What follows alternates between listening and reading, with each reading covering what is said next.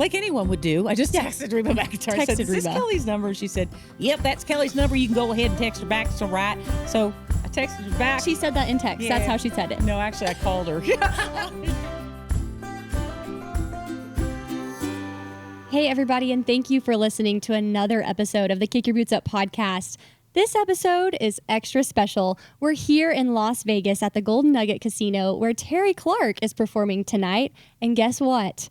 The guest today is Terri Clark herself. Terri, thank you for being on. Thanks for having me, Taylor. It's great to be here. Absolutely. And, you know, there's a lot that I could introduce you with, being inducted into the Canadian Music Hall of Fame, the Canadian Country Music Hall of Fame, having all the top 10 hits. But I think I'm going to introduce you as the one who has a ton of Canadian hockey jerseys in her closet. I do. This is true. This is true. Every market that I played in Canada in the early days especially, and I still get them today too as well, they would bring me a hockey jersey, and it was my encore outfit for many, many years. So I've got quite a few. I've probably got 50 of them. Oh my goodness. And I love that. It's like a special, unique thing that you'll be able to carry with you forever and ever. And I think we're going to start this episode off by just talking about your humble beginnings. That's kind of how we do it around here at the Kick Your Boots Up podcast. Thanks for tuning in. The first question is, what was it like for you growing up in Canada with a mom and parents and grandparents that were both musicians, growing up musically? What was that like? Well, there was always a guitar in every corner, and I remember being really small, and just my grandfather even had an amp in the living room, and he would just pick up an electric guitar, and he played all the songs that he loved all the time, and I would just sit there on the rug, like at his feet, and watch him play, and just was mesmerized by his fingers and the fact that he was so good at it. And my grandfather and my grandmother played professionally. They played country music in bars and clubs in Montreal, Quebec, Canada, when my mom was a little girl and a teenager. And, seeing as how there were always instruments laying around, my mom learned 3 chords on the guitar, and she was kind of a hippie. She was a child of the 60s, so she grew up, listening to a lot of Bob Dylan and Joan Baez, Buffy St. Marie, Joni Mitchell, the Beatles. So, she, instead of reading me bedtime stories when I was little, she'd sit on the edge of the bed with her Harmony Sovereign guitar that her parents gave her for her 15th birthday, and she would sing to me. And they included those songs, but they also included, Loretta Lynn and Merle Haggard, because that's what her parents taught her. So I got a really broad palette of music growing up and things that I heard. And it was always music. Like I said, not the bedtime stories that most parents read. She just sat on the edge of my bed with that guitar and would sing me to sleep at night. And when did you know then that you had the music bug too?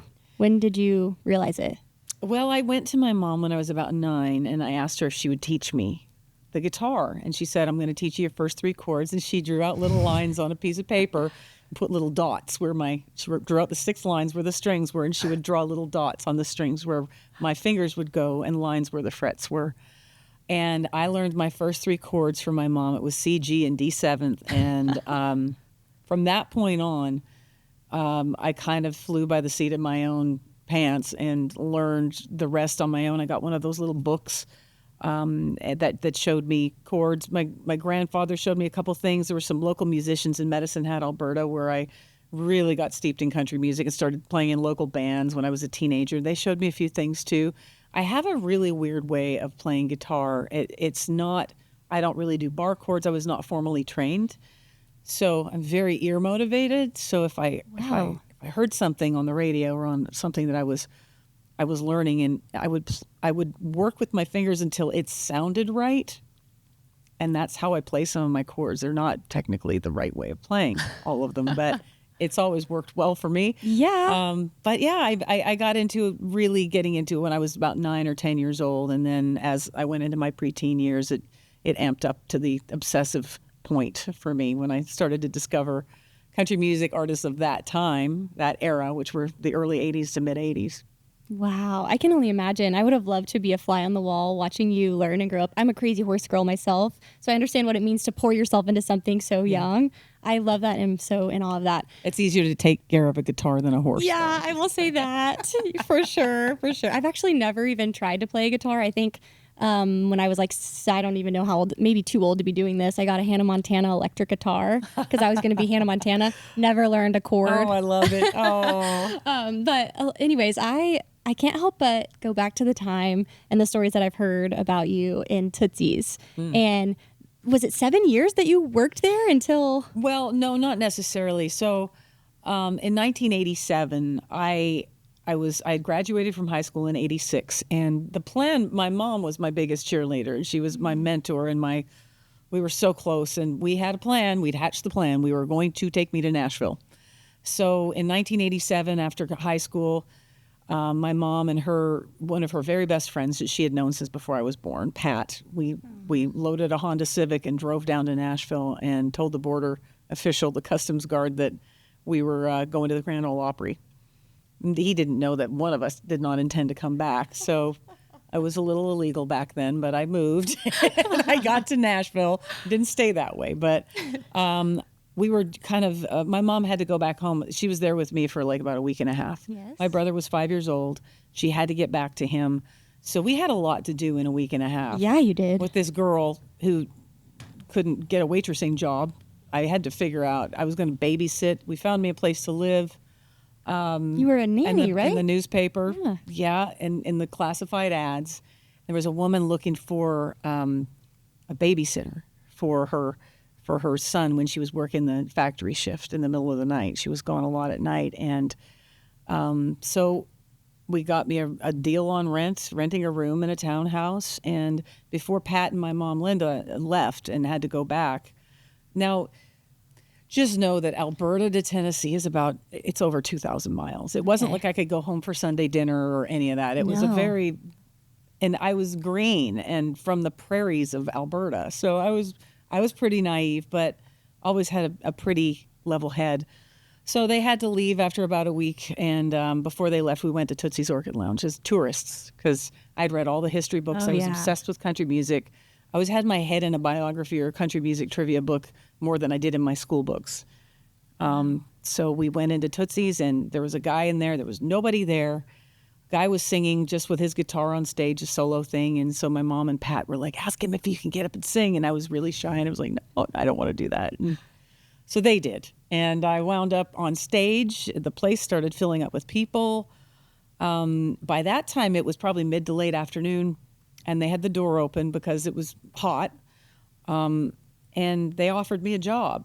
So the person in charge of music, his name was Toby Carr, hired me. And he also did a shift as a musician there. Robert, who owns Robert's Western World now, was the owner of Tootsie's at the time. Okay. So they hired me to play, and I played 3 days a week, got a bus pass because I didn't have a car. I took the city bus about 10 miles from where I rented that room all the way down to 2nd Avenue. They dropped me off at the bus stop, and I carried my guitar with a shoestring wrapped around my wrist because Lower Broadway was not what it is now. No. It was dangerous. It was seedy. There were bloodstains on the sidewalk. It was there were like adult peep shows and pawn shops, and it was not the neon bars with all the country stars' names on them and the tourists. It was once in a while you'd get a bus from Florida full of their elderly passengers would come in, and so it was tough. It was tough, but I wouldn't trade it for the world. But that was my start at Tootsie's. I did 3 days a week, and I did the 10 a.m. to 2 p.m. shift in the afternoon. Because I couldn't be standing at a bus stop in the dark. It was too dangerous down there. And I was forbidden by my mother. She said she'd drag me home by the ear if she found out I was going down there at night. That is an incredible story. And to think that you made it playing arguably one of the harder shifts of the day. Mm-hmm. Not a lot of scouts are out during the day. Not a lot of anyone. Nobody. Yeah. Right. So that's incredible. And I love the story part of it where the door was open, people flooded. Yeah. They knew from the very beginning. That had to have been cool, right? It was cool, and I couldn't tell if it was because they let a bus off or if it was me. I didn't know, but for some reason, the powers that be at the bar that day wanted to hire me, and I knew that something was clicking with them. And back then there was like a cast of characters living in their cars and hanging out. Oh, yeah. They all had a business card. I'll make you a star. Everybody had some sort of an angle, and it was just so 80s Nashville. I mean, you hear like podcasts and that now about, there's one called, I think, Once Upon a Time in Nashville. And then there's another one called Cocaine and Rhinestones, I think. Okay. And there's some really good ones that really depict like what Nashville was like. And there was always some shyster with a business card trying to take advantage of some young kid who came to town and get their parents to mortgage their house and give them money so they could record them and give them a record deal and make them a star. And I'm lucky I didn't fall for any of that, but I remember seeing a lot of them around at the time. But I just really, I had a good, keen sensibility about me and intuition. So I kind of stayed away from that type of thing. And for some reason, I just always fell in the path of really good people that weren't those people. Yeah. And I'm lucky because I was pretty naive. Wow. Job opening. And I want to actually live there for a second, just to go back one little bit. I would have died for my horse. We talked about me being a crazy horse girl. You're a crazy musician at the time. When you had the guitar strapped to your wrist, would you have died for your guitar? Yeah, because when I was 16 years old, my dad bought me a 150th anniversary edition herringbone Martin D28. And it was in 1983. Okay, wow. And it was the best guitar I ever had. It still sits in my living room in a stand today, and it sounded so good. And I had a little pickup I'd put in the sound hole that was removable. And it was my prized possession, and I would take that thing down to Tootsie's. I can't believe I took that to Tootsie's, but I still have that guitar to this day. It's the same guitar I wrote Better Things to Do on and all the early hits. So that guitar's been... Zach Brown actually has a song called Martin and Me. It's about his guitar, his Martin guitar, and I wept when I first heard it. So that guitar meant a lot to me. But I think that the biggest sacrifice for me in all of it was leaving my family and my little brother, who was 5 at the time, who I adored. He was born when I was 13, so I was like his second mother. That was the hardest goodbye out of all of that, and thank God I made it and things worked out, because that's a sacrifice. I didn't see him very often, and we're close to this day. He's an adult now, but that was the hardest part of it. I can only imagine. Yeah. Family is so important. And along those same lines, I think it's a perfect segue to talk about this next thing. Your first record label, who soon became family. Everyone in the industry becomes family at some point, I'm sure. Tell me about the moment when you were in Tootsie's and you got discovered, and really just like hearing the first phone call. Did you believe it? Well, it was the Tootsie's discovery was interesting how that happened, and it led to me being on Mercury Records. So I think it was 1989, 88, 89, a producer named George from Apopka, Florida, who did a lot of, he had a thing called a Synclavier machine in his basement. He had a recording studio, and you could make all kinds of sounds with this thing. At the time, it was very cutting edge. He could do bass lines and drums and keyboards and everything on it. He walked into Tootsie's looking for a hamburger, and I was playing and singing, and he sat down and listened to me. He just sat there and observed for 2 or 3 hours, and said he wanted to record me. And for whatever reason, I got a good feeling about this guy. So he flew me down to Florida, and for about a month we worked together, and we did a demo tape of some of the songs that I had written. And he brought it up to Nashville and pitched it around, took it to ASCAP Music, and it wound up on Tom Long's desk, who was artist relations for ASCAP, which is one of the performing rights organizations in Nashville. It's like ASCAP, BMI, CSAC. So, and Tom said, "You need a manager." And he said, "Do you know who Woody Bowles is?" And I said, "Of course I know who Woody Bowles is. He managed the Judds." Ooh. Back in the day with Ken Stilts. So he said, "Well, he's working with Bailey and the Boys, Mo Bandy. I think he would really dig what you're doing." Yeah. So he sent me over to Woody's office with my guitar, and I played and sang for Woody live. I got everything just singing with my guitar in a room. That's how everything happened. And Woody said his hair parted, and he wanted to work with me. So we worked together for a while. He helped guide me. And that demo tape wound up in somebody else's hands, who took me in, and I did an even better demo tape with Brian Kennedy. And that demo tape wound up on Keith Stegall's desk years later. So this was years of one thing leading to another. Meantime, I got married, got my green card, got citizenship, and I was waiting tables and painting houses and bartending, and doing everything I could to make a living, as well as trying to write songs, working with publishers, and so it was a long road from that first minute that I walked into Tootsie's to sing to when I actually got a record deal in 1994. And that's kind of so different today. Today someone can go viral on TikTok and then get a call maybe the next day. Yeah. What do you think is your best piece of advice for someone out there that's trying to make it? Think back to the time that you were waiting tables, doing all the things, and maybe they haven't had their break yet. Maybe they are going to be like a you or a Lainey Wilson that have just tried it for years and years I and love years. that about Lainey too, and Ashley McBryde, like the van and bar to bar to bar. I just think, I think that grassroots way, that the way of making it to where it's just not easy, I think that just adds soul to your music. It gives you song ideas, the stories you hear from people, the inspiration that happens, and the hunger that builds in you, because it didn't come easy. You want it more and more, and you work hard for it. Yeah. And when you get it, you appreciate it so much. Like, I see Lainey everywhere, and I'm like, we're friends, and I'm like, are you taking your vitamins?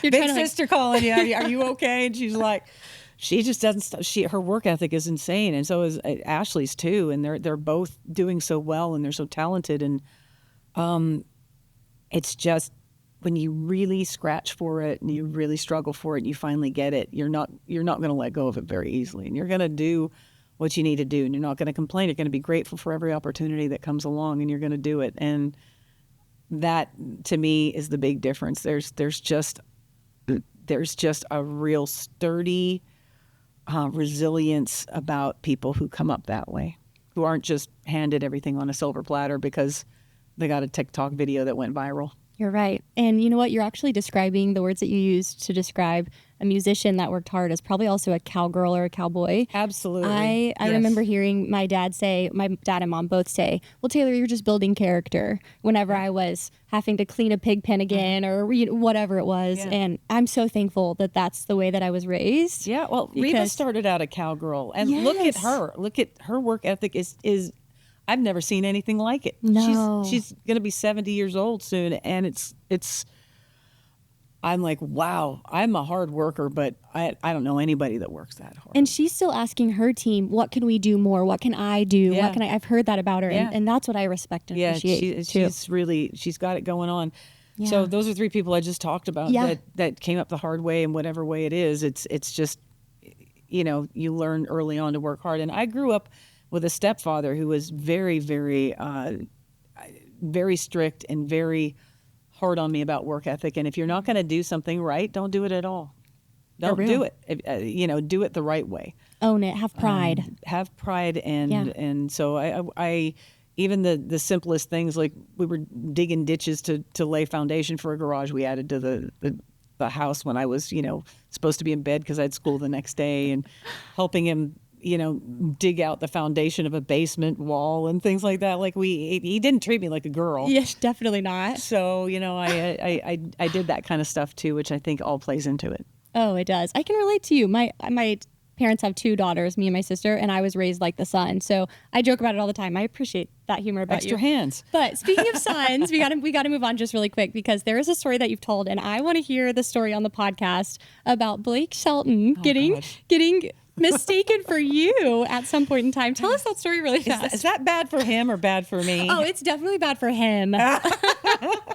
No. He remember when he had a mullet for the longest time. Like in the beginning of his career, the first 5 years, Blake's mullet, it's long curly hair, and he was at Fanfare. He's really tall, and people were always talking about how tall I am. You're I'm not 5'11"? 6'4". I'm 5'11". Okay. Almost. It's just a hair below. But I guess he was getting out of I did not personally see this, but he's told the story. He was getting out of a golf cart or a car or something, and there were fans lined up by this rope, and everybody would just yell your name. And he got out, and his back was facing the fence, and he was walking into the building. They were going, Terri! Hey, Terri, can we get your picture? And he turned around. And he says, that was it. That hair was gone. And it was.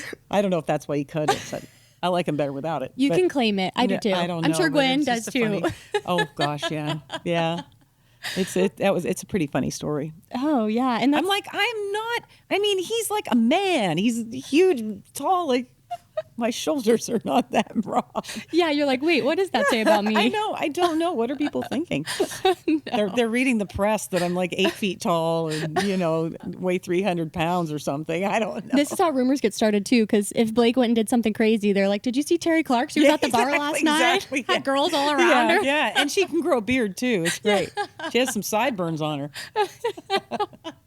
Oh my gosh. Well, speaking of fun memories like that, your career has spanned over several decades now. And oh, God. There are... No, I did not mean to make you feel old. No. But what I want to know is the true stories that you've lived to tell, some that you have lived not to tell, and that's okay too. What has been some of your fondest memories throughout your entire career? Oh, were they highs, lows? Were they big moments? Were they small moments? Oh, some of my fondest memories honestly involve my road crew and band and hanging out on the bus. We just, we're like-minded people. We're music nerds and lovers, and I've made lifelong friends on the road. There have been people that were hired early on in my band and crew that I'm still in touch with to this day, that were out there with me when I was 26, 27 years old, that come over and cook dinner and have taught me so much. I think that sense of community and having people around you that have experienced things maybe you haven't can really lift you and help you, and they've exposed me to music I might not have been. I love music. I love all kinds of music, and those are some of my good times. I've got memories of playing Billy Bob's and watching the sun come up the next day. I've got memories of being on tour with Toby Keith, hanging out on his bus after the shows, picking his brain about business and music, and him just treating me like a little sister. Swapping cans of dip with him, and God, the parties after the Toby shows were always so much fun. I'm hanging out with Reba McEntire, and one story was really fun. When I was touring with George Strait, I was in one of the bathrooms that were between there are locker rooms in these arenas, and I was in a locker room in between the stage and when he was coming in, and I didn't realize his whole entourage was coming through and I was so starstruck by him.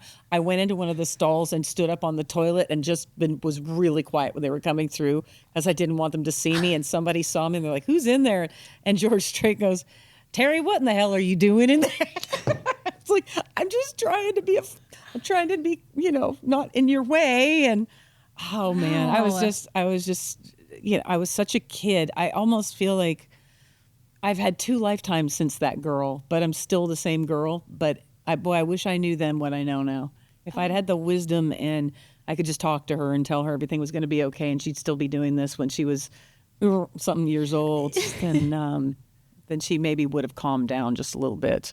Because I was very excited back then. It was excitable. I was excitable, grateful, terrified of losing it. I was really worried that my last hit was going to be my last hit. Mm-hmm. And I would disappear into the ether forever and be a one-hit wonder. And, you can have a bigger career, but there isn't a better career than one where I can go to the grocery store and still shop for groceries and nobody knows I'm even there. I don't wear this. I can disappear, but I can come to the Golden Nugget during NFR and fill that room, and people are having a good time. That is, to me, the balance, the best of both worlds. Maybe you're actually Hannah Montana. I said I wanted to be, but it sounds like Terri Clark is Hannah Montana. That is so, so true. And I think that's the coolest part for you. You've done such a good job over time maintaining your image, maintaining your brand. And okay, we have to speak about that for a second, because so many of our listeners, myself included, are terrified of what's next. Mm-hmm. We live in a world where everyone gets served something so fast. So what do you think is your best piece of advice in terms of taking in every moment and living in the moment? That's advice I wish I could have given myself when I was younger, because all you really have is right now. And I'm not going to sound like a bumper sticker. I'm trying not to, but the past is gone and the future hasn't happened yet. Be the best version of yourself that you can be, in the most authentic self that you can be. Don't chase anybody else. Don't try to be anything you're not, because people see through that. Yeah. And you're going to hear about it on social media. And I didn't have to worry about social media when I was coming up. Thank God. I'm so glad I was able to just write songs, focus on quality, and I was able to focus on writing and being creativity, not content. I mean, a lot of these younger artists, and I have to do it too, are so focused on getting content for social media now. That's become the job. So don't get too caught up in it, I guess, and just really appreciate your the now. That is such solid advice. And actually, it goes back to one of the questions I asked our listeners. They don't know who's going to be on the podcast, but I said, anyone that was a famous 90s country artist, what would you like to ask them? One of the questions, since you brought it up, I'll ask you, is what's it like then singing out to a crowd of phones? That didn't used to have to happen. It's strange. It's really strange. I'm okay with it if people are taking a picture with it. But when somebody's watching the entire show through their screen, I'm like, why did you buy a ticket to come and see somebody live? And the one piece of advice I can offer and is go buy the ticket, be present, and watch the show. Yes. Because you don't know, especially if it's an artist that's been around for a while, you don't know if you're ever going to get a chance to see that person again. People get sick, people die. I mean, how many people watched their last Toby Keith show through a phone and wish they had been more present to watch him do his last show, or the last show that they didn't know they were going to see him do. So I think it's important to remember to really just take it all in. That is so good. And that reminds me of Cody Johnson's song, Till You Can't. If you have a chance, take it, because the dream won't chase you back. Yeah. So we got to talk about Cody Johnson a little bit then, because your guys' song together that you did on Terri Clark Take 2, I Just Want to Be Mad, I felt like that song was supposed to be a duet. I felt like I heard that for the first time. Yeah. Okay. You took the words out of my mouth. It's we went back and forth about what song we were going to do, and I kind of left it up to him, and he circled back to that one, and I said, I'm so glad you said that, because this can really be a conversation between two people. We talked about the melody. Cody's got an amazing range. Heck yes. He's just one of the best singers out there, and we altered the melody enough that we had one key change, but we were able to trade off lines through the entire song. And I didn't even notice that. The key, I'm deaf, tone deaf, probably. Oh, that's okay. I know plenty of people that are. Yeah. They're still trying to make it. I didn't even notice. I'll have to go back and listen to that. It's the biggest streaming song off the Take 2 project. It's the one that streamed the most. And I think it's a testament to the arrangement and the fresh take that we did on it. It's really, like, some of those songs are what they are. It's hard to take Girls Lie 2 and turn it into anything but what it is. You know what I mean? And Better Things is rocking.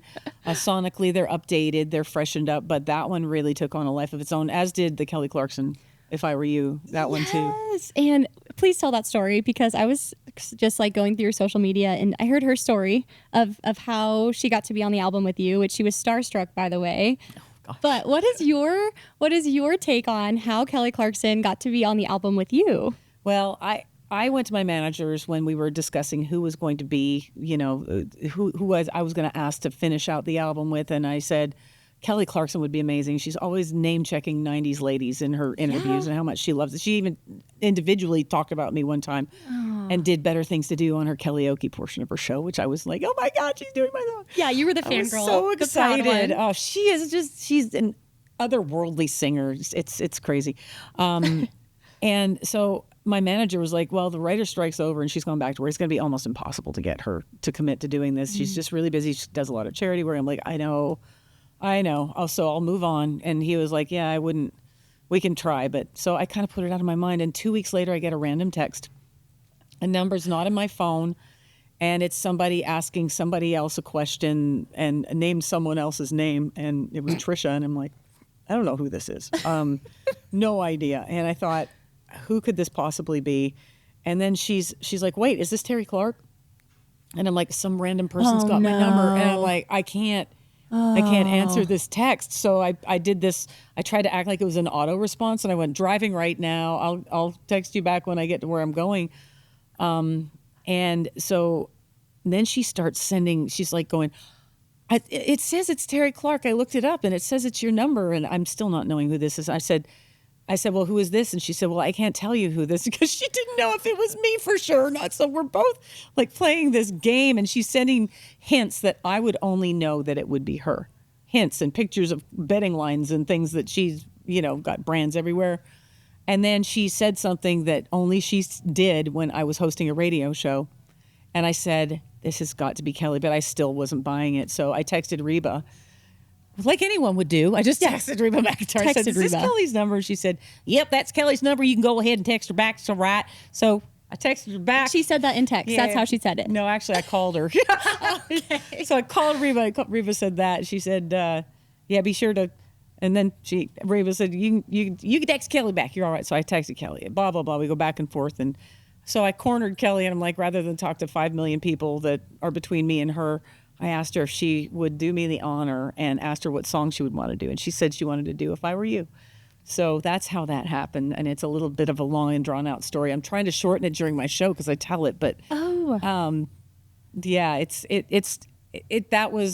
that's fate.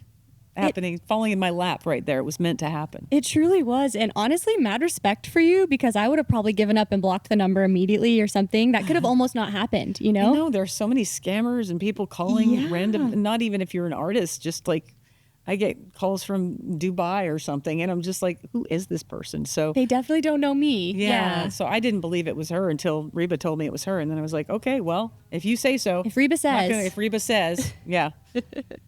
Well, another artist that I want to talk about is Ashley. You mentioned her, and you guys are very close. Were you close before the album? Yeah. Okay. Yeah, I met Ashley in 2017 at a CMA after party. She just got her deal with Warner Brothers. She really didn't have much out yet. Mm-hmm. Nobody really knew who she was, and she walked up to me at the after party and was so sweet and so.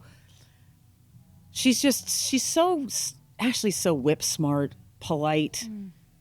Just well spoken, and she was so respectful and sweet. She walked up and introduced herself and said, "Ma'am," she ma'amed me. Yeah, I just want to let you know how much your record's meant to me, and you've really influenced me growing up, and it's meant what it's meant to me. And I hadn't had a lot of that up to that point happen, and it blew me away. And so we ended up exchanging numbers and getting together to co-write.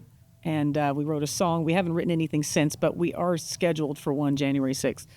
But Good. we've had a lot of dinners. We've had a lot of sing songs with the guitars and playing old songs and covers. And she's gotten up on stage with me, and I've gotten up on stage with her, and we're just really close. Yeah, she's like a little sister to me at this point, and I adore her, everything about her, and she's so talented. So talented. And that comes through whenever you guys are singing together, truly. Some of the videos that I've seen, I'm like, wow, this is an awesome boss babe duo, you know. It's so much fun. Supporting each other. And kind of going back to that a little bit, 90s fashion is so big right now. I know. And you're like, I made that. Everybody's wearing a hat. I mean, Shania's wearing a hat. That was my thing. I'm like, wait a minute. Weren't you the one in the cut off denim midriff showing? I'm not doing that, though. You That's won't? Come happen. on. Maybe some like camo fishing gear. Yeah, Maybe you could make that cool, yeah, right? The hat. Well, you're a cowgirl. Yes. Everyone's wearing a cowgirl hat now, which is cool. Well, the one question, like I said, I asked some of the fans or some of the listeners what they would ask a 90s artist. And so I have to ask you this question while we're here. How did you fit into those Wrangler jeans? The ones I don't fit into anymore. Yeah, same. Oh, God. I think the biggest thing with fitting into those Wrangler jeans is how I used to take them to the dry cleaners and order heavy starch, extra heavy starch. Because who didn't? I think I still do sometimes. They I'll could admit stand it. up on their own in the corner, and I just jumped in. In Texas, it's worse. Oh yeah, it's a lot of starch. So I would have to lay down, get a coat hanger to pull up the. You the quite literally put your pants on the same way that I do. You know that saying, treat them like they just put their pants on one leg at a time? Yeah, well, you don't. You Terri just, Clark. Yes, that is the old rodeo queen trick. And if you couldn't ever do it, did you ever take a hair tie? Yes. Okay. I did. Yes. It was interesting. I don't wear the starch anymore. I wear Wranglers still, but I don't starch them like I used to. I go for comfort now. Good for you. It's not comfortable. That's just not comfortable. And you know, everything's baggy nowadays. Mm-hmm. So you can settle for a little extra bag and it'll be fine. Yeah, absolutely. Yes. And okay, I've taken so much of your time, so I appreciate this, but I have one final question because you can't be on a Justin podcast and not talk about some things you have going on with Justin. Ooh. So I want to compliment your hat. Thank you always for wearing Justin hats. A lot of people didn't even realize we even sold hats. Oh, I didn't realize you sold hats until I went into a store in Colorado looking for hats. And Justin, I put on a hat. You know, I just randomly picked a hat. I'm very picky about my crown height. I don't like super tall hats. And I have an oval shaped head, so I can't really wear a round one without shoving stuff in between it. And having a headache in the front. Yeah. So I found the perfect hat, and I looked inside and I was like, Justin's making cowboy hats? Justin cowboy boot I know hats? people there. So now I'm hitting them up for some hats, hitting you guys up for hats. But I've always worn Justin boots too. And my whole career. Yeah, that is so cool. We found an ad in our archives of a photo shoot you had done with Justin. Do you remember Yes, that? with my feet up on the yes, and denim on denim. Yeah, I remember that very, very well. But yeah, I've got closets full of Justin boots, and I've got it's just lined. But I seem to wear the same 3 pair all the time. Do you notice that? Like when you have a lot of boots or whatever, you just end up wearing the same thing every time. They're broken. Yeah. They know your feet. Yeah. They go with everything. Like these ones are 25 years old, I guess, but I ordered 3 pairs back then because I figured they'd eventually stop making them, and they did, so I'm glad I have them. And now they're kind of working on something special for you. You get to have your own custom pair of Justin boots finally. Yes. It's about time, right? Yeah, they're going to make me some a lot like that, I think, that go a little higher. And that'll be so good. Yeah. And there's a lot of functionality with that too. You can maybe if you decide you want to start wearing some denim shorts, you could wear those. Nobody needs to see that. There's an age limit to certain things, ladies. Just saying. Put it away. We'll leave it at that, right? Modest is hottest. Age gracefully. Well, Terri, it's been Button it up. No, I'm just kidding. Yes. Zip it, cover it, all the things. It's been so good getting to talk with you and hear your story. And I wish you the best on your album. Thank you. Terri Clark Take 2, you guys, you need to go listen to it. I've been streaming it on repeat since I heard about the opportunity of this. And quite honestly, it feels like, and I mean this in no disrespect, this is a good way, it feels like it's even better than before. Awesome. Your energy is there, your passion, I can hear it in your voice, and you've done such a good job of keeping that momentum going. So I'm so excited to hear and see what you have in 2025. Thank you, Taylor. I appreciate you having me on the podcast. And I wish you the best. Thank you again. And if you guys are out there listening, don't forget, as always, you can use code KYBU15 at justinboots.com to ensure you get an extra 15% off your purchase. And if you have any questions or if you have any comments about this episode, anything you'd like to ask Terri, feel free to comment below and like, subscribe, and share this with your friends. Get notified when we have another episode, and we will see you down the road the next time we kick your boots up. Thanks for joining us on Kick Your Boots Up. I'm your host, Taylor McAdams, and we can't wait to share the next story of the West. Until then, feel free to like, subscribe, and leave us a review. Follow us on social media at Justin Boots to keep up with our next episode. And we'll see you the next time you kick your boots up.